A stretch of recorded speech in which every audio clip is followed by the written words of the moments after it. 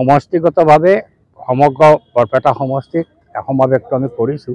কিন্তু নিৰ্বাচনৰ প্ৰস্তুতি আমি ভাৰতৰ কমিউনিষ্ট পাৰ্টি মাৰ্ক্সবাদী যেতিয়া নিৰ্বাচন আহক বা নাহক আমাৰ কৰ্মধাৰা সদায় চলি থাকে। আমি সেই বহাগৰ কুলিৰ দৰে নিৰ্বাচন আহিলেই সমাৱেশ সংগঠিত কৰা বা উন্মুক্তকৈ দেখা দিয়া এইটো বিশ্বাস নকৰোঁ। আমি সৰ্বতভাৱে সক্ৰিয় থাকোঁ আৰু এইবাৰতো আমি বৰপেটা লোকসভা সমষ্টি খেলিম বুলি স্থিৰাং কৰিছোঁ যেতিয়া অলপটো বেছি পৰিমাণে অলপ মাত্ৰাটো বঢ়াই দিব লগা হৈছে। মিত্ৰজোঁটৰ পৰা আপোনালোকে আশাবাদী যে আপোনালোকৰ দলে এই আসনখন দিব? নিশ্চিতভাৱে আমি আশাবাদী নহয়। আমিও এই সম্পৰ্কত কেৱল আমিও আলোচনা বিলোচনা হৈ গৈছে। আমি স্থিৰ সিদ্ধান্তত আহিছোঁ যে আমি বৰপেটা লোকসভা সমষ্টিটো খেলিম। কংগ্ৰেছে এৰি দিব বুলি আশাবাদী? কংগ্ৰেছে এৰি দিয়া নেদাৰ এইটো প্ৰশ্ন নাহে। আমি 15টা দল ৰাজনৈতিক দলে বহি পেলাই আলোচনা বিলোচনা কৰিছোঁ কোনে কোন চিটত খেলিব পাৰে। এইটো প্ৰাৰম্ভিক আলোচনা হৈ আছে আৰু আল্টিমেট আলোচনা আমি ফেব্ৰুৱাৰীৰ ভিতৰতে আমি কমপ্লিট কৰি ল'ম। কিন্তু আমি এইটো সিদ্ধান্তত আহিছোঁ ভাৰতৰ কমিউনিষ্ট পাৰ্টি মাৰ্ক্সবাদী আমি বৰপেটা লোকসভা সমষ্টিটো খেলিম।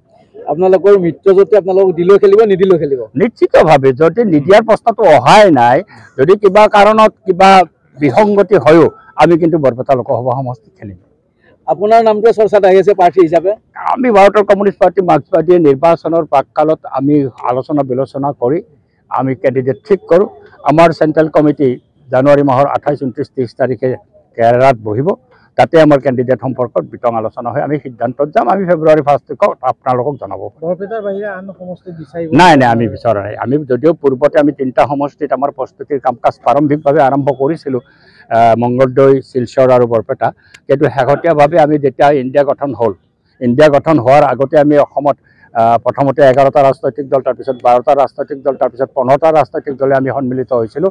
এইবাৰ ঐক্যবদ্ধভাৱে এজনৰ বিৰুদ্ধে এজনে বিজেপিৰ বিৰুদ্ধে প্ৰতিদ্বন্দ্বিতা কৰাৰ কাৰণে তাৰপিছততো ইণ্ডিয়া গঠিত হৈ গ'ল। ইণ্ডিয়া গঠিত হৈ যোৱাৰ পিছত আমি সাৰ্বিক ঐক্য গঢ়ি তোলাৰ স্বাৰ্থতে আমি 3টা চিটৰ প্ৰশ্নত অহা নাই। আমি এটাই চিট মাত্ৰ খেলিম বুলি সিদ্ধান্ত লৈছোঁ। আজি কিমানমান মানুহ হ'ব ইয়াতে? আশাটো কৰিছোঁ আমি 10,000ৰ ওপৰত হ'ব। আমি সেইধৰণে প্ৰস্তুতিও লৈছোঁ। চেয়াৰ পাৰিছোঁ, আপোনালোকে দেখিছে। নিশ্চিতভাৱে 10,000ৰ কাছাকাছি মানুহ। যদি আপোনালোকে নিৰ্বাচনত প্ৰতিদ্বন্দ্বিতা আগবঢ়ায়, কোন দলৰ লগত আপোনালোকৰ প্ৰতিদ্বন্দ্বিতা হ'ব বুলি আপোনালোকে ভাবে? এতিয়াতো আমি শুনিছোঁ বিজেপিয়ে চিটটো নেখেলে, এজিপিক চিটটো দিব। মই পৰহি BSCৰ মিটিং যেতিয়া হৈছিলে তাতে কথা বতৰা পতাতে BSC মিটিঙত বিজেপিৰ দলৰ মন্ত্ৰী নেতাই কৈছে এই চিটটো এজিপিক দিব। তেতিয়াহ'লে নিশ্চিতভাৱে এজিপিৰ লগত হ'ব আৰু যদি এজিপিক নিদিয়ে বিজেপি আহে বিজেপিৰ লগত হ'ব।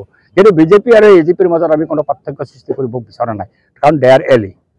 এজিপি আছে বিজেপিৰ লগত, আমি বিজেপি হওক লাগে এজিপি হওক আমাৰ কাৰণে সমান। ঠিক আছে।